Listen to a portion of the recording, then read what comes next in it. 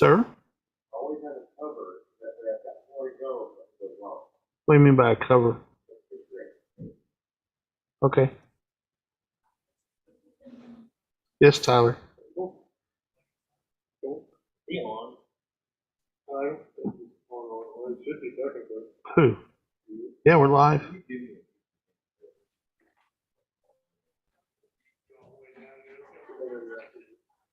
We're live. We're broadcasting. No, because I was planning to get some water. Tyler will be happy to go get you water. It's a hard. You'll like dip it in the toilet. He hadn't thought of that until just now. I think of that till now. So we're.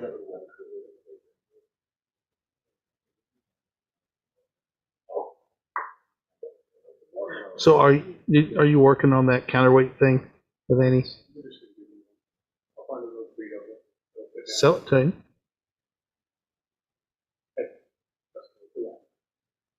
Then pay shipping.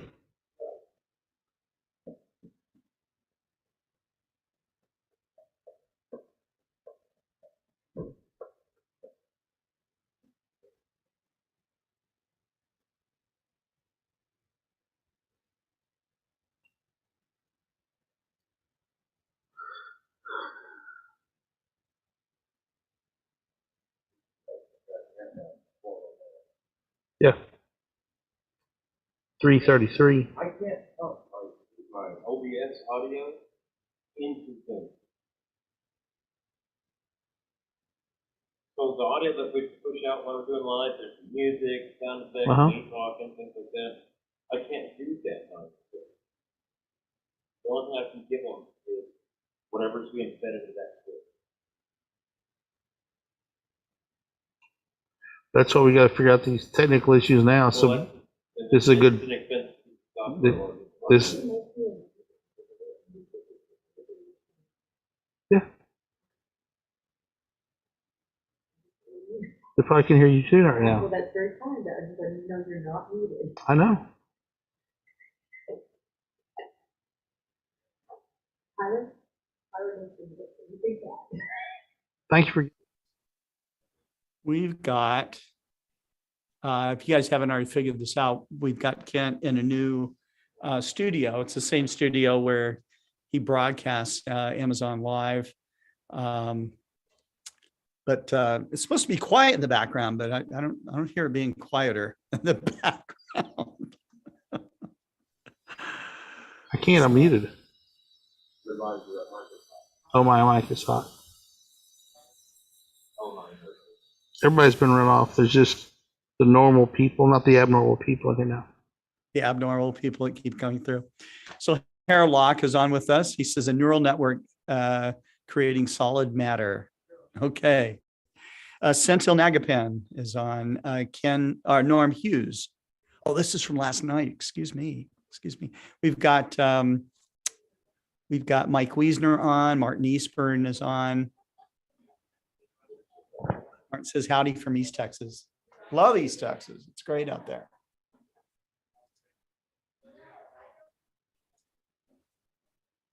Is West Texas great out there, Scott? It's dark. It's dark out there. It's dark. Dark. Yes, it is. East Texas is not dark. Southwest Texas, or around Big Bend, and it's some of the darkest in the world. It's really dark. Wade Prunty wants to know where in East Texas. I had a great time there as a Boy Scout going to Glen Rose, Texas, near Tyler. It was great.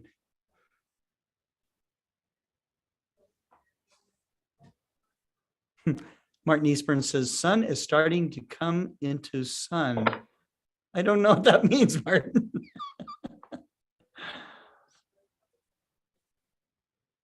And Martin lives near Lufkin.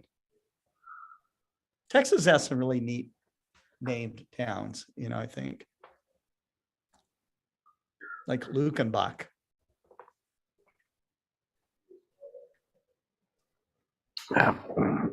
Yes, there's a song named after the town. Yeah.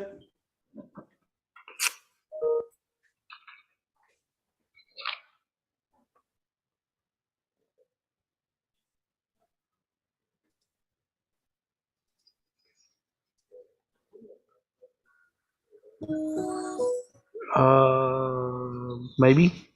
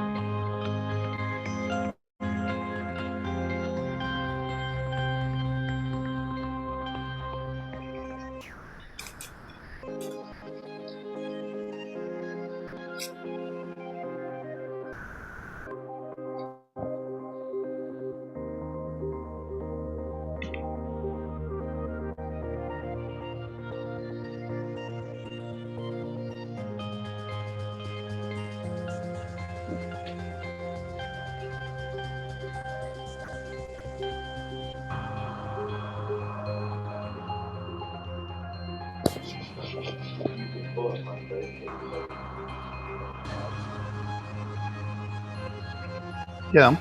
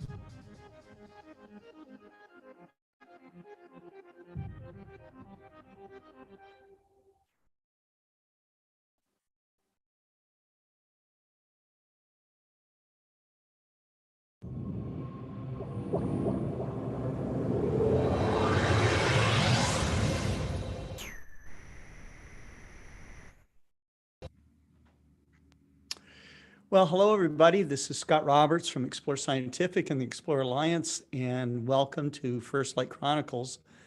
We're trying something a little bit new. We've kind of moved Kent into our studio, and there he is. He's looking good. He's got his his his name card down there, and it actually looks very nice, Kent. So It's Paul's doing, not mine. Paul set the stage. I'm just I'm just the prop in the center. Well, the audio sounds good. Lighting's nice. Good. Great. So I need a little powder right here for that hot spot right there. So right there. Oh, I see. Scott, you're gonna have to put in I can make it. you have to put in requisition for a makeup artist for us. Makeup artist. Yeah. Right. I'll just come back there with a big old powder puff and just Pancake. Yeah. Yeah. That's right. So what's our show going to be about today? We talked about talking about Amazon Live a little bit. We're on Amazon Live every day, pretty well, Monday through Friday at 2 p.m. Central Time, doing a educational, talking about products, but trying to do some education as well. And today we talked about the 8x21 National Explore 1 binoculars. Going by memory, I didn't bring any cheat sheets with me. We did the Explore 1 20 power microscope, and we got some pictures I took earlier today, right before the show, that we used on the show. Okay. I think we're going to get those called up here. One is the Bumblebee, or I think it's probably a Carpenter bee. And I think can you see that now? Is that up? Almost there. That's sorry, I jumped in with both feet and I wasn't ready to do it. So there we go. There it is. There it is. So that's a close up of with the microscope, or I took that image with my smartphone, just held up to one of the two eyepieces. The microscope is a binocular eyepiece, and it's made for looking at it's not made for looking at prepared slides. It's made for looking at, Okay, something was happening in the background. So there you go. So you're looking at the bee's forehead, and this picture really doesn't do justice of looking through the microscope. You just can't quite get it into perfect focus and exposure like your eye can. And then the ability to look through two eyes and get a stereo view is a really, really nice view through this binocular that's binocular microscope that's really affordable. So, the Amazon Live platform is a growing platform. We'll do telescopes, go-to mounts, entry-level telescopes, kid toys, whole variety pack of stuff. And it's a really a new way to engage with our customers. Mm-hmm. Okay, Nice. did you put the broadcast up for earlier? There we go. And did you put the grasshopper leg up? Yeah, put the grasshopper leg up too. So we'll collect bugs out in the parking lot after they've met their maker, and we don't collect any live specimens for this.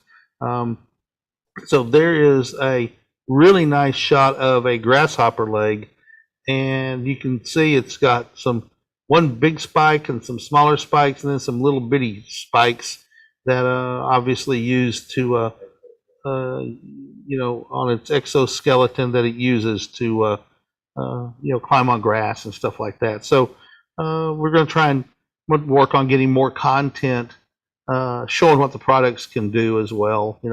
Trying to let people see what the stuff can do. So it's been a fun show, and we've had we're trying to build the base and get the follower level up to 2,000. And if you're a follower, you can go on to our website, and Scott, you can probably find that link. And Yeah. we have a contest going right now that one of the lucky followers is going to win an IXOS 100 go-to tracker, and I believe it's a FirstLight AR 80 millimeter 640 millimeter focal length telescope as well. So Scott will put that link in the I will we look for can that. find it up. I found it today earlier. I don't remember where it was though. So anyway, go follow us on the live broadcast, and then fill out the entry, and you're gonna have a pretty good chance of winning a really nice combination go-to tracker and FirstLight 80 millimeter telescope as well. So the page is pulled up right now, I believe. There it is. Yep. Okay. So there's the page What where is you can. that? What is that page? What's the address? What's the address for that, Paul? explorescientific.com/ or navigate him to it. Where do you find that at? And he's looking it up. I think he's gonna put it on the screen. He's gonna put it in the Zoom chat. There it is, Scott. Okay. That makes it easy. Yep, that makes it easy. So now he's got it. So there we go. So it's always interesting to start using technology in a different way and put together a background. Paul's done a really good job in here of having the credence in the background, that staging finder scope, and the bright red box, because if you grew up looking at National Geographic, all those old National Geographics, the photographer always had a red scarf or a red blanket or something in the photo, because that red, as Paul says, draws your eye, and you can it sort of helps balance things as well. And we actually have back in the background a FirstLight Exos 2 or Exos 100 with an 80 millimeter AR 8640 telescope on it. So that's very close to similar to what the prize winner is going to get Great. on the Amazon Live followers contest. Right. So an 80 millimeter with 640 millimeters of focal length. So that's an f8 refractor, right? I believe that's correct. Mm-hmm. Okay. All right. So that's going to be, Because 8 half times that 8. I mean, really portable, but it's going to be enough aperture for you to see a lot of faint fuzzies. And, Right. so, and the scope will be small enough and the mount is small enough. So it's a really kind of a, quick grab and go, equatorial system. That's correct. A lot of people, and it was designed as a lightweight go-to, portable go-to mount.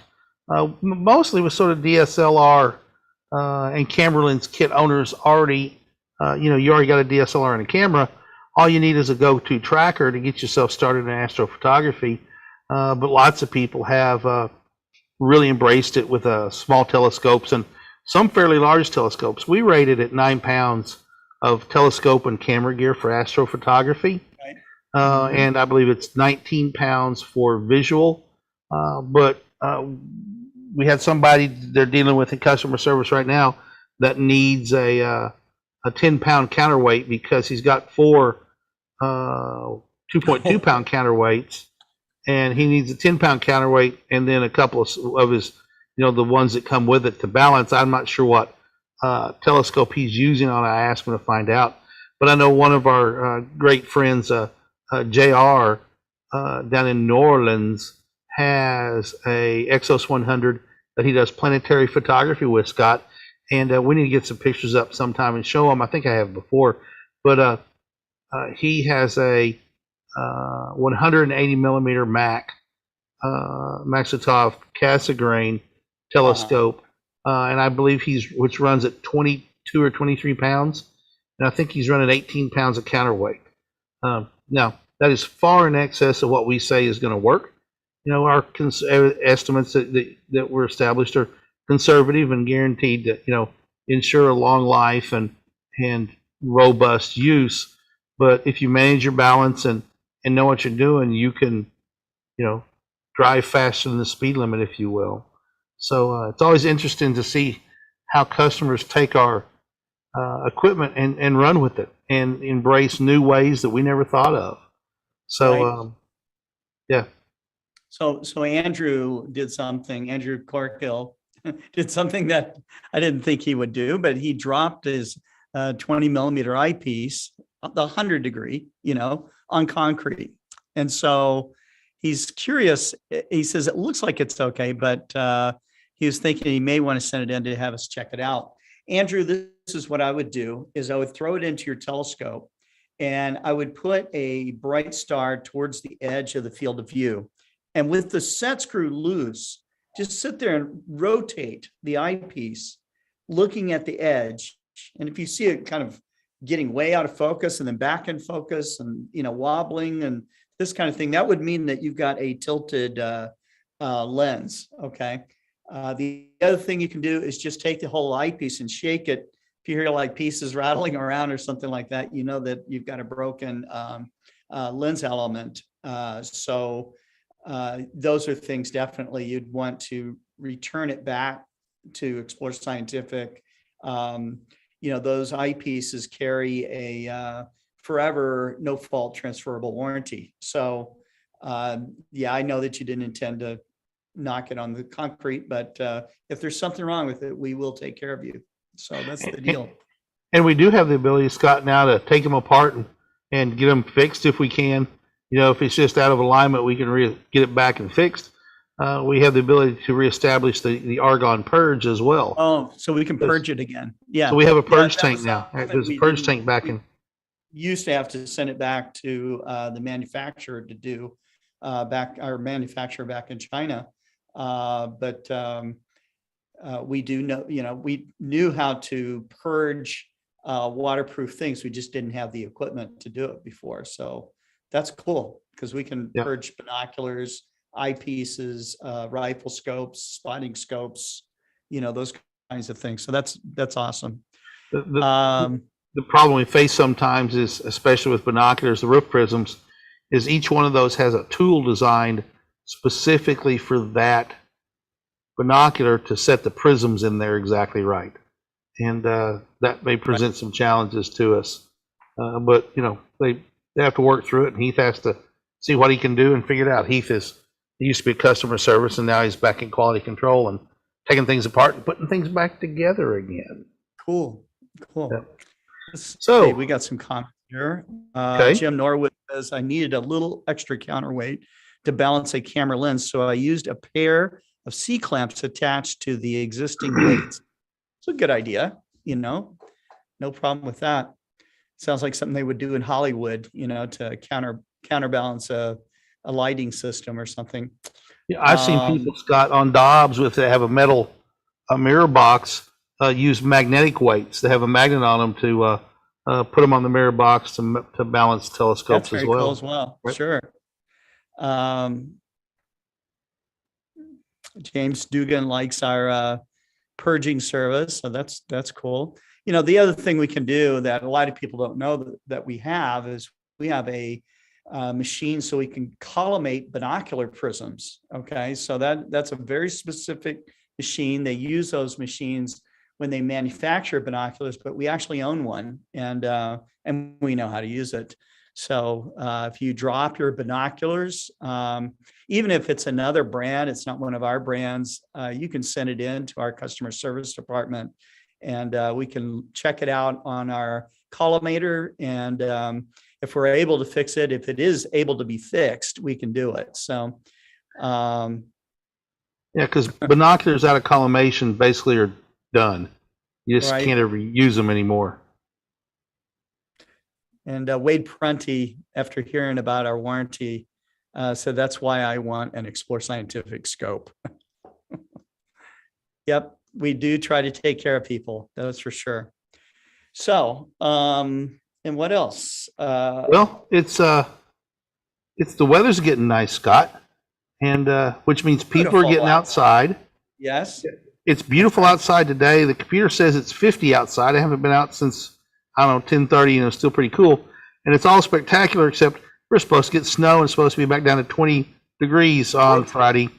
And so, yeah, on Friday, yeah, it's supposed to be freezing rain and snow.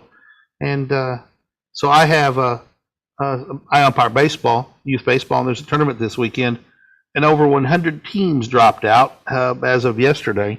So I don't know if the tournament's going to make. It was already a big tournament, like 180 teams. There's still a bunch of teams in it, but my guess is we're going to have the weekend off, and it's going to be beautiful and sunny. But the point is, the weather's starting to get nicer and nicer. People are getting out in parks and things like that, and that's a great opportunity for those of us who love astronomy to get out and do public outreach. Right? Set up your telescope. Where if there's going to be a moon up, there's no planets up right now in the evening, so moon is your primary target. If you're in a city park, light pollution doesn't matter. Go to where people are.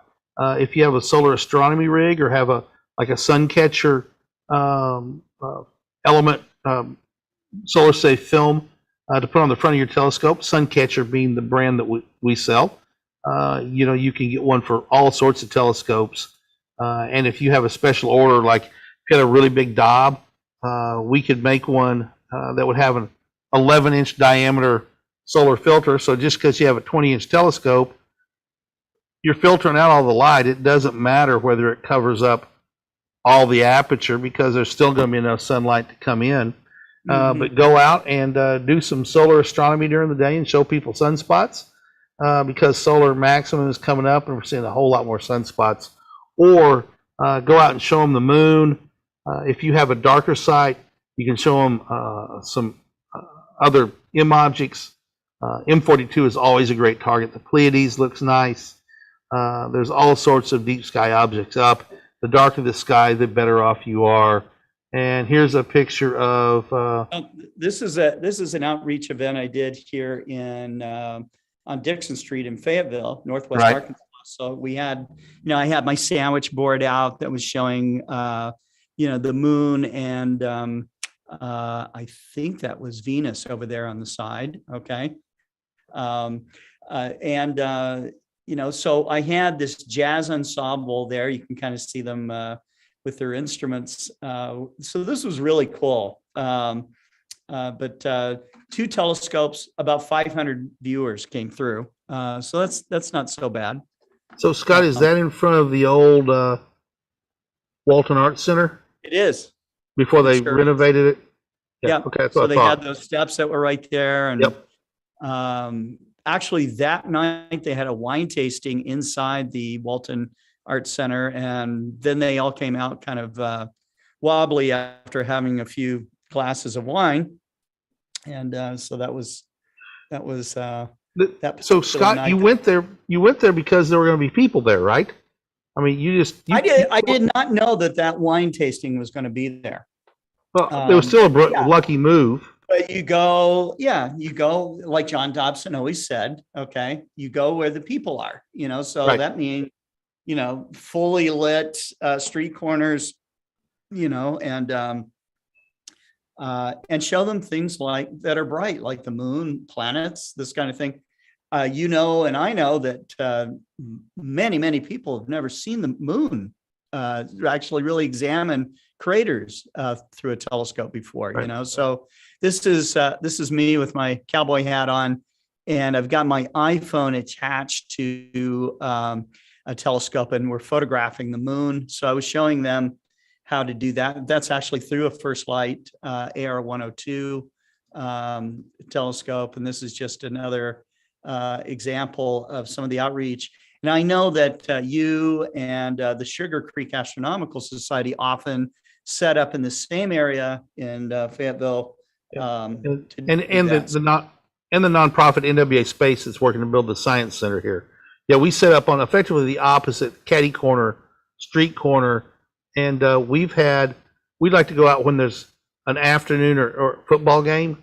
Yeah. At the University of Arkansas, and then Dixon Street gets packed, and we've had, I think our highest count was 12 or 1,400 people come by, good. and we stayed out not until the bars closed. We've been out there till 12:30, 1 o'clock, and at that point you really don't want the people still coming out of the bars, hanging on your telescopes, and so we shut down before then. But people are always amazed, and you get that many people through, and somebody's going to look at through a big telescope, whether it's a reflector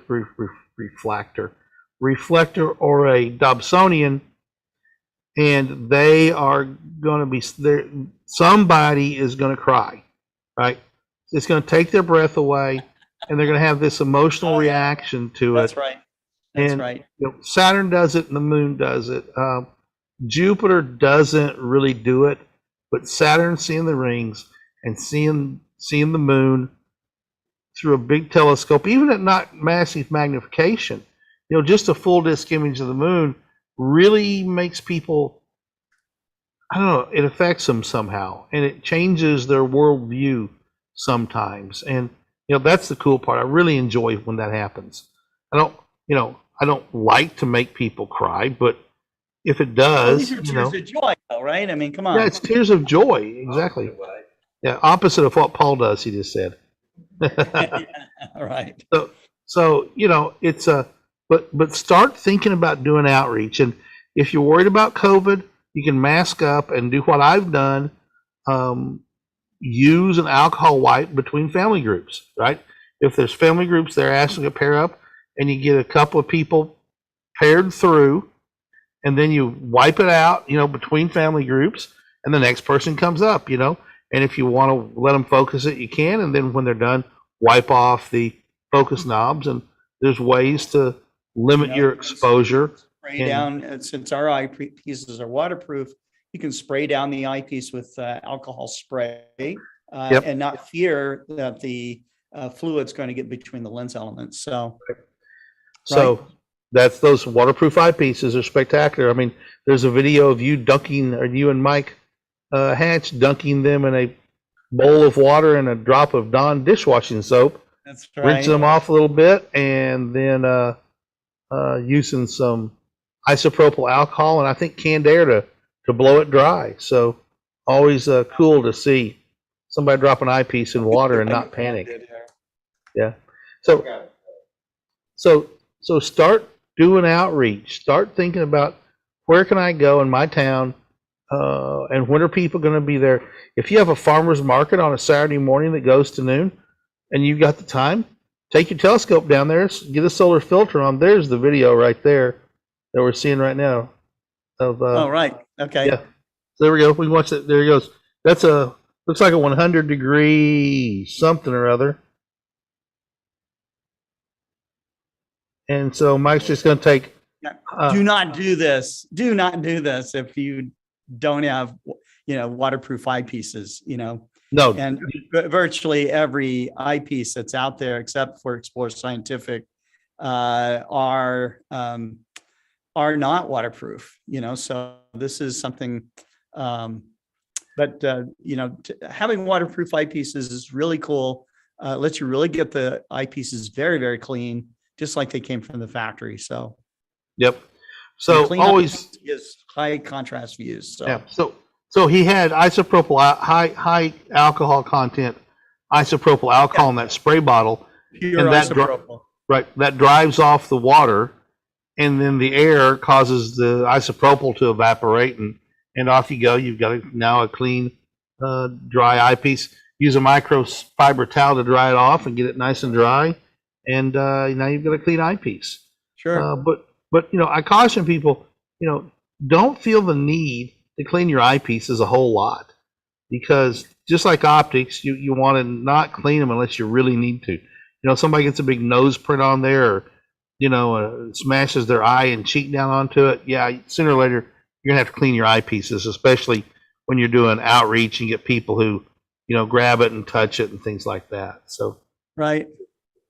there's you and Mike in the store doing that again.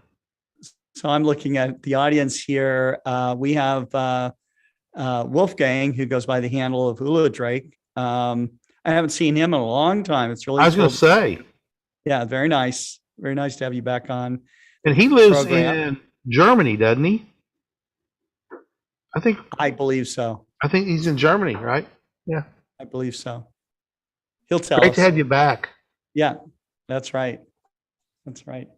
So he says, I hope you all are still healthy. Yeah, I mean, almost everybody got COVID, including me and Kent. But we didn't get it bad, which, we're very grateful for. So. Yeah, you got it. For me, it was just like a bad flu almost. I've had flu probably worse, but it really kicked you a little bit. It was harder on you. It made me really exhausted, so Yeah. that Yeah. was all. So But I've been getting my energy back. I was up last night till, about midnight with Global Star Parties. So, that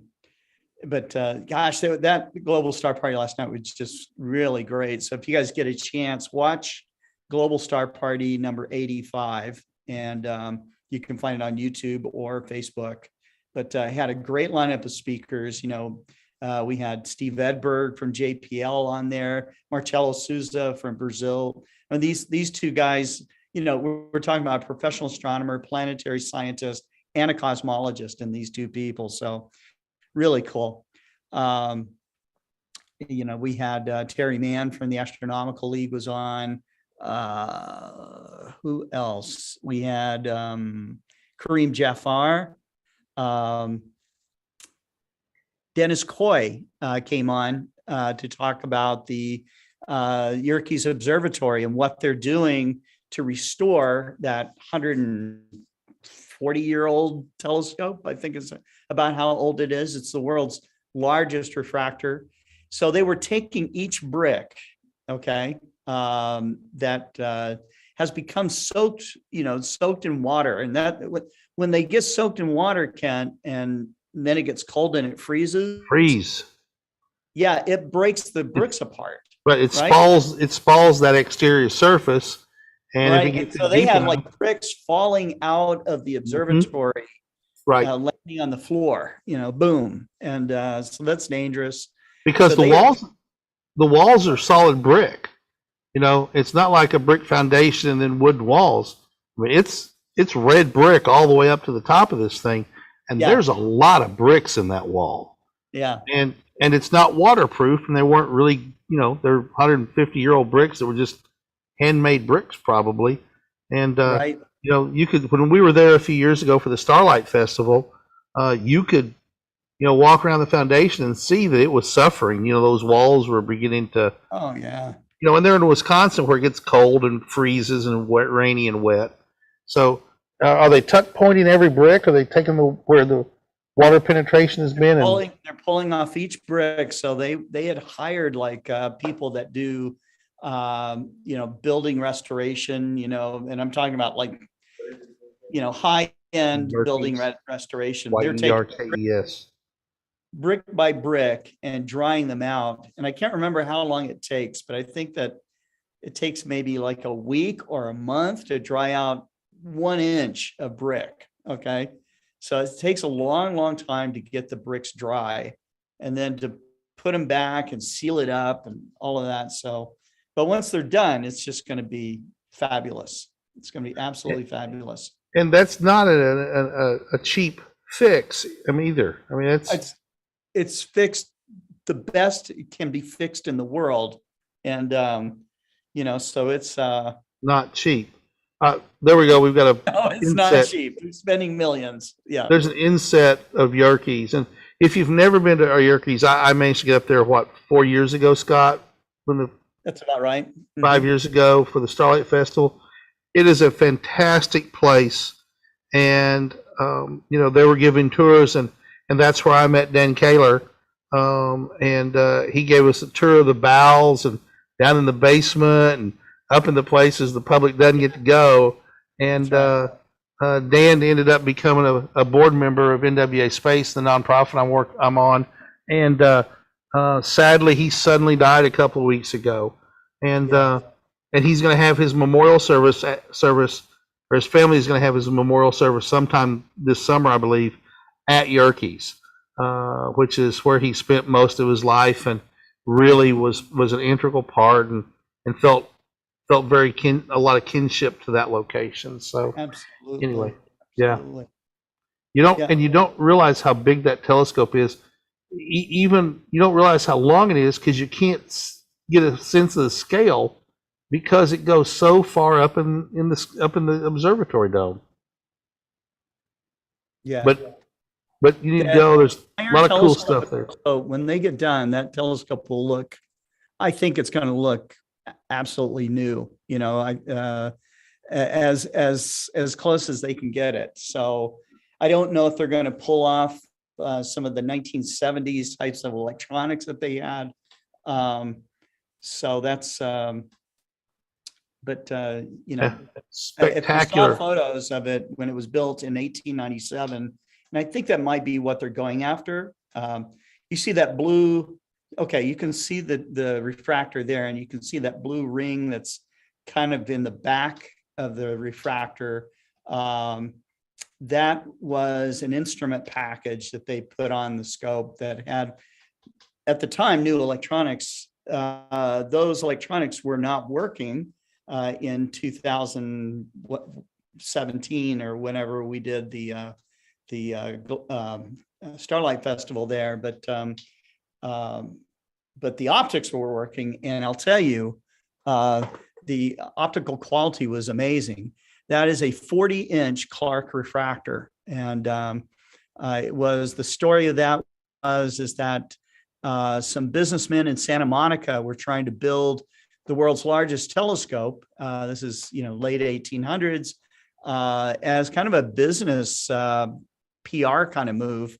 Once they figured out that this was going to be very, very expensive to get finished, they abandoned the project. So Clark had this giant objective lens. At the same time, you have a young George Ellery Hale. I think he's a teenager at the time.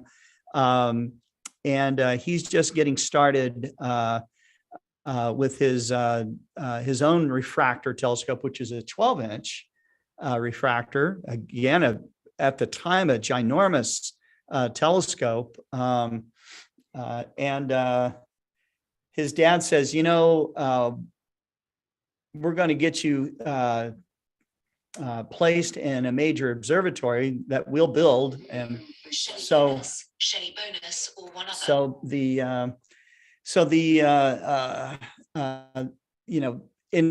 starting this whole project, his dad said that, well, he said, once you're in, we're going to have to get a bigger telescope because your 12 inches is not going to cut it in the future, And so George Ellery Hale hears about this 40-inch refractor lens, he hears that the guy that made it, Alvin Clark, is going to be at the science symposium.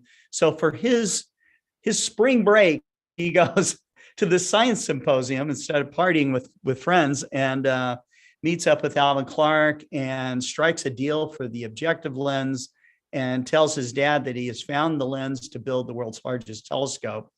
And so his dad wasn't looking to spend that money right away, but that's kind of how it went down. There's more to this story, which of course involves Charles Yerkes, who kind of gets suckered into buying the entire observatory instead of just the telescope. But it all worked out in the end, and it's still going strong. And once they have this thing completely done, Ken, I imagine you and I will be going back up there to do more educational outreach with this. I look forward to that, Scott. Yeah. I look forward to that. Because when we were up there, I did not get to look through it. It didn't get a chance to look through it. So, you know, the telescope, the nonprofit I'm on, has a 24-inch brochure, which is probably the 8th largest optical telescope in the country. Refractor. Refractor. Optical. Yeah, refractor. Once it's an F18, so the tube is 36 feet long. Huge. I don't remember how long. And yeah, we stood beside it. It's a stat. You walk into the observatory and you just go, and you start giggling.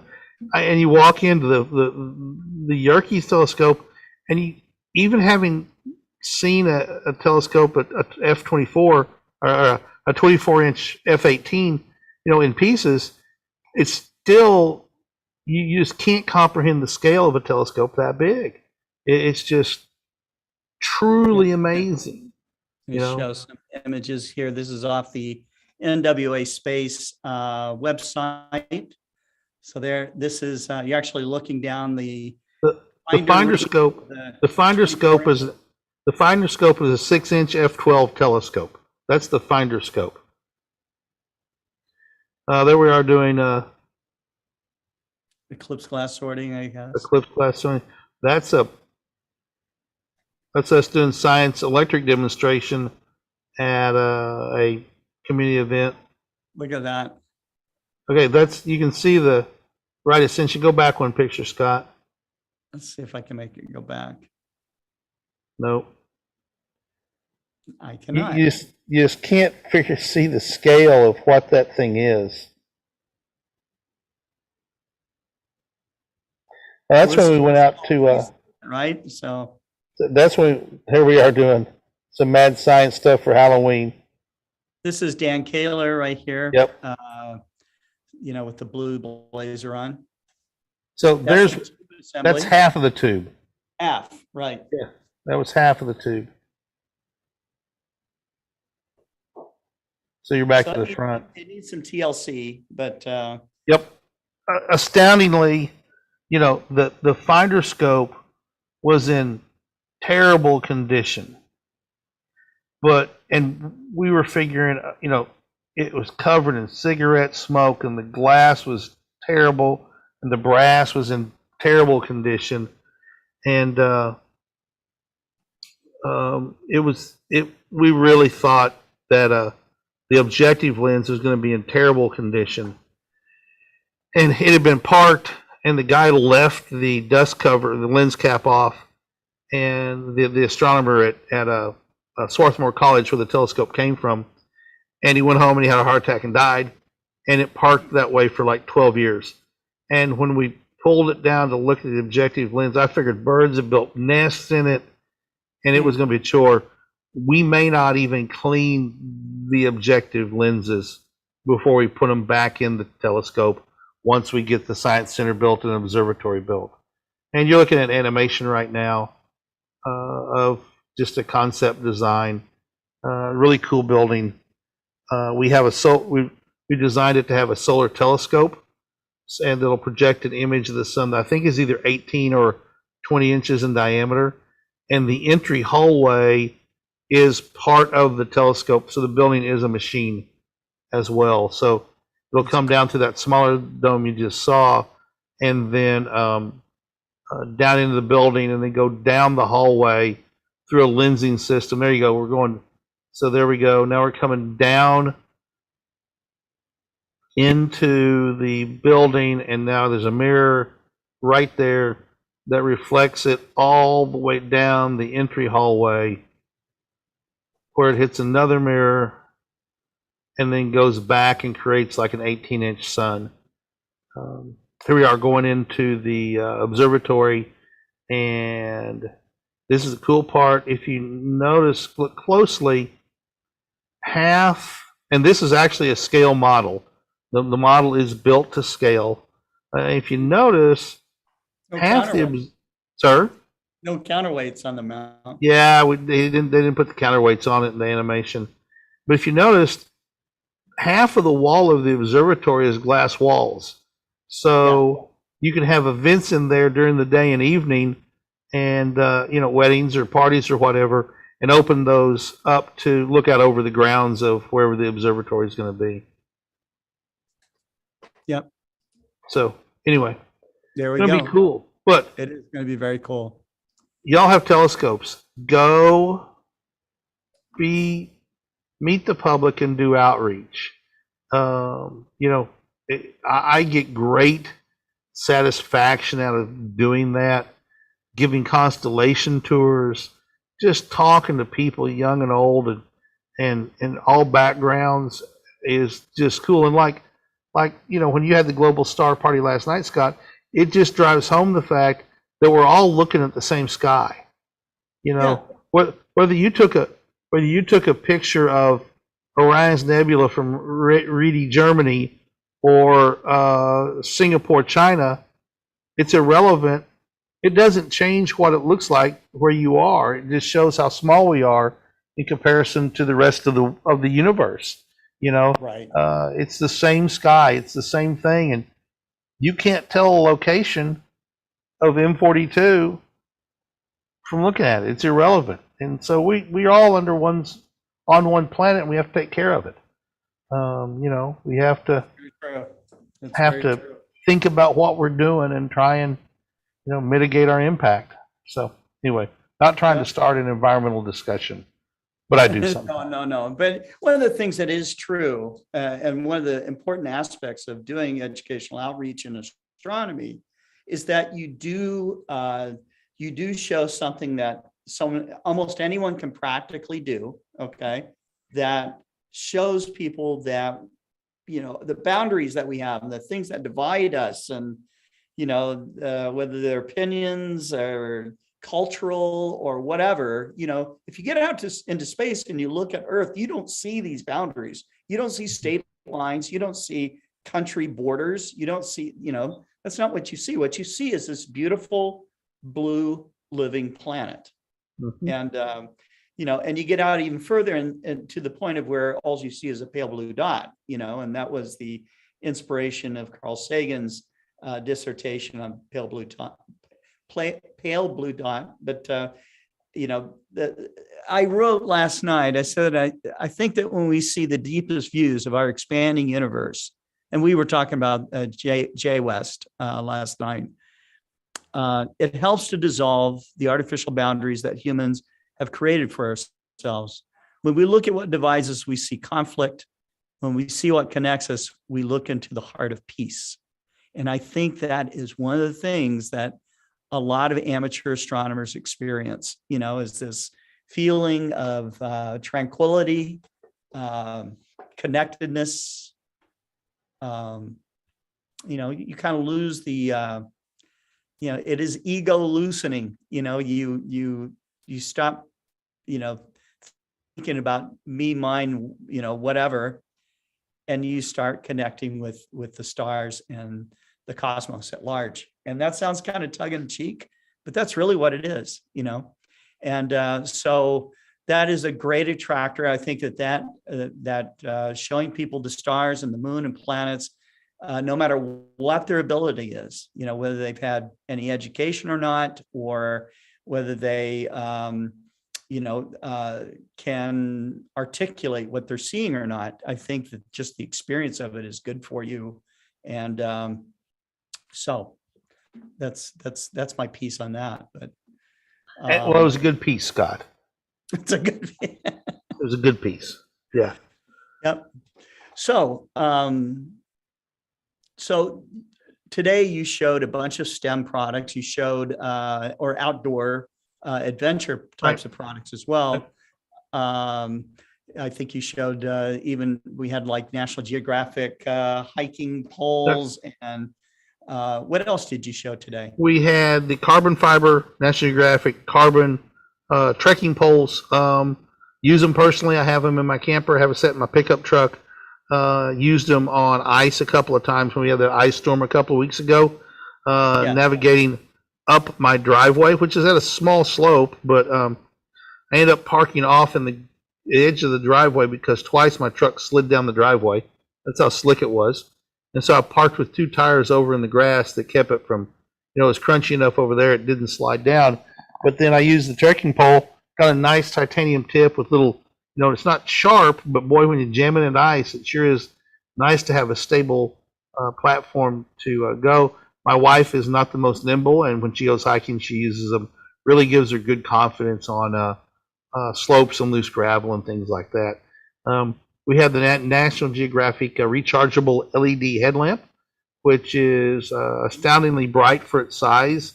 I can't remember, it's 500 lumen, I think, which is a lot brighter than you think it would be. We had a couple of guys that were at shows last week and the week before, and they said they literally just had to show them to people, and people started buying them. They wrote orders for a significant number of those. So those items are just spectacular, very inexpensive, especially in the price point for what they get is really cool. It does have a red light mode on it for astronomers. It's a little bright, but you can, if you just hold it down for like 2 seconds, the red light comes on automatically as well. So you don't have to go through all the white lights. Has a headband on it, so you can put it on your head or a pocket clip. There's all sorts of uses. Recharges off of a USB device. Let's see what else. We have a pair of National Geographic 8x42 binoculars, and they're nice for yeah, they were $40. $40. Good size for birding. A really good, inexpensive pair of binoculars to get into binoculars. If you don't want to spend $1,000 for the real high end ones, the spend what you can and get the best you can. But they're great binoculars for $40. They're fully coated, fully multi-coated. They're not waterproof, but they have a really good grip in your hands, and they're lightweight. They're not super heavy, and just all around good entry level pair of binoculars for I think it's $39.99 if memory serves me, over on the Amazon store. And those free shipping on the Amazon, as the 8x21 binoculars, 6x21 binoculars, they're like $18. No, that's the binocular. Yeah, the 6x21 binoculars from Explore One. They're great, green and blue. They look like a kid's toy. They're sort of designed with that in mind. But those are great binoculars.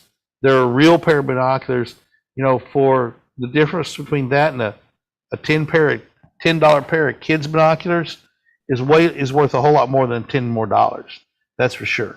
So anyway, tomorrow we have. I don't think we're going to have a show tomorrow. If we do, it's going to be on binoculars and spotting scopes. Because it'll be on the wing, and we have the on the wing birding show at 4:00 tomorrow, and we'll be doing more reader submitted images when we do that. I'm working to get Kevin Shank on. Have a show. Did you mean you're not going to have an Amazon show? Oh yeah, we're not going to have an Amazon show. I don't think. Yeah, we're not going to have an Amazon live show. Okay. Because the studio is going to be taken up doing a broadcast at a show, a virtual meeting with a vendor, right? And I think they have 2 now scheduled tomorrow. So probably is going to take up the whole studio because of the long line of products they're going to have set up. So, but if we can squeeze it in, we will. But we will have On the Wing at 4 o'clock Central Time, U.S. time. Right. We'll be talking about birds from reader submitted images, listening to them, talking about the field marks, things like that. I'm working to get Kevin Shank on. He's one of our dealers that does that, the picture of the owl flying and about to snag a mouse. He's been had a cold or something, and he tested negative for COVID, but his voice just isn't where he wants it to be, and he wasn't feeling good. So he wanted probably another week. So we're looking at maybe next week getting him on and showing us how he's taken some fantastic, sharp, wonderfully exposed images of screech owls and other birds during their thing. And he's really specialized in doing this night photography. And they're wild owls that he has effectively habituated to let him be around them. And he can put a mouse out in a specific spot, and the screech owl will go, "Thanks for the buffet," and come flying down to get it. And his camera trap goes off and takes pictures of it. As it's these images that we saw some of them last time. Just amazing, really. It's just. I'll share another one. Tomorrow, a different one. I'm not going to give away the greatest pictures, but he's got some really beautiful, stunning images of life that we don't see because it's all happening at night, and very creative ways of taking pictures. He's the show if you can, and have him share some of his. Yeah, I'm hopefully next week. We're going to see if we can make it happen next week. Very cool. Very cool. Okay. Was there anything else you'd like to cover, or is there any questions from the audience? There you go. Or I see ideas Jim for shows. Bartlett to buy. He says, "I see you also have a BAK4 Brusser monocular for just a bit more money. I think I'm going to get one. Thank you. That's cool." Wolfgang says he got his Explorer Alliance member certificate and put it on the wall. Thank you very much, man. Thanks for being a member. Hey, we'd love to have it, Wolfgang. We'd love if you could have somebody snap a picture of you with it on the wall. I'd love to have that picture. We use that and share it, showing that, that'd be awesome if we could get that. That would be cool. And so Paul Burgart is here watching. We've had a few new people come on to our program today, and we appreciate you for tuning in. And if you have, of course, any questions, we're on the air on these live shows almost every day, Monday through Friday. This Friday, we're going to have also the Astronomical League Live. So if you're an Astronomical League member and have not been to any of their meetings, you can participate by watching and chatting on this program. And that will be, I think it's at 6 p.m. Central on Friday. So Scott, last night the Astronomical League gave away some products, didn't they? Or had some prize winners? They always do. The once a month, right? What's that? Do they do it once a month?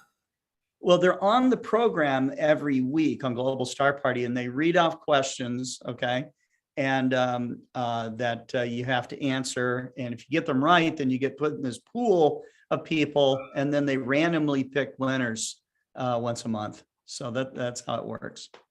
But we're honored that they're part of it, and they're a fun group to work with, and they really support the astronomical community with their over 300 astronomy clubs and over 20,000 members, with the Astronomical League. So it's a huge organization. I mean, on the scale of club, things, it's one of the largest. My understanding is it's one of the largest organizations out there, for something like, a single, like astronomy or trains or whatever. Sure. So that's right. But great observing programs. If you like challenges and like going out and doing Messier things and getting your Messier certificate or double stars or outreach. I mean, they have, I think it's pushing 100 shows, right, or 100 different awards you can get for astrophotography. There's all sorts of observing programs you can get. Some are simple, like constellations. You go out and observe the constellations with your eyes, and you just sketch them and follow what it says, and you get this award for doing it. Turn in the paperwork and get an That's award. cool. You know, there's observing the moon. You know, you observe the moon over every night over the course of you know, the whole every phase of the moon, and study it. And obviously, unless you live where it's really clear, you can't do it in 30 days. You know, so most people take half a year or a year to do it. But there's all sorts of observing programs, and if you once you get a certain number, you get have earned the honor of being a master observer. And I don't know what that number is now, but you know, it's an achievement to achieve master observer status. It really shows your dedication to visual observing and you know, really putting in a lot of hours at the eyepiece. And yeah, if you reach that status, you're definitely somebody that knows the sky like the back of their hand. So Right. it's very cool. It's very cool. All right. Well, thank you very much. Wolfgang wants to know, is there a new software update for the iXOS 100? There is firmware updates. We have already announced that we're working on a, you know, an iPhone app for Explore Stars. So that is coming. And, you know, as soon as we get to a point where we can start field testing it, we'll make some of the Explore Alliance members that volunteer beta testers to give us some feedback, and then make whatever tweaks we need to, and then just release it. So, Hey, Scott, yeah. a new version came out last night. I got notification on my phone that there's a new version out. I haven't downloaded it yet, but I know Tyler has. So progress is moving along. That's a, you know, it's, you know, the bringing it home is the hardest part.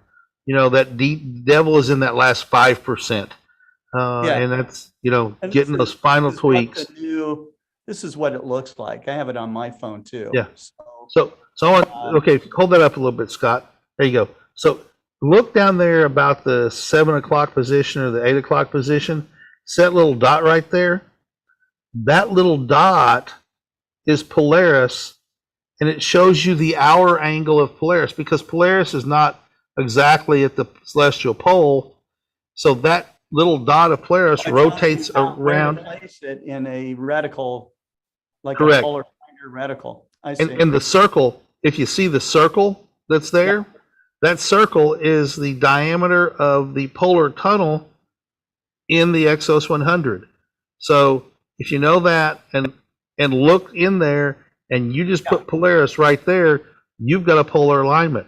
And so you can flip it for a polar scope, which makes it tell it which scope you're using, and they'll flip it, or it's live view. So when you use your eye to look through that polar tunnel, it shows you exactly where Polaris should be. So you get a good, perfect polar alignment, which then lets that great tracking system in the iXOS 100 do its job and track well and yield great astrophotography.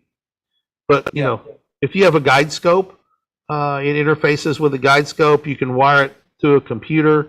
There we go. Yep. There's a little catalog. It's got images. You know, we are looking to make the catalog interactive as well, so that you know, if you have you know, better image than what's being displayed here, perhaps you could upload it, and you know, if you got better text or there's new information, there's a new discovery or something like that, that could be updated. So we're looking to do that as well as a down the road type of feature, but that is something that we plan to make happen. So the architecture was designed with that in mind. So it wasn't designed as it's built, it's done, now we have to reinvent the wheel again. We've approached this with a thinking, okay, this app is like a 10 or 15 year, 20-year horizon. We just have to keep making updates to it and thoughtful ways to enhance its user interface and functionality.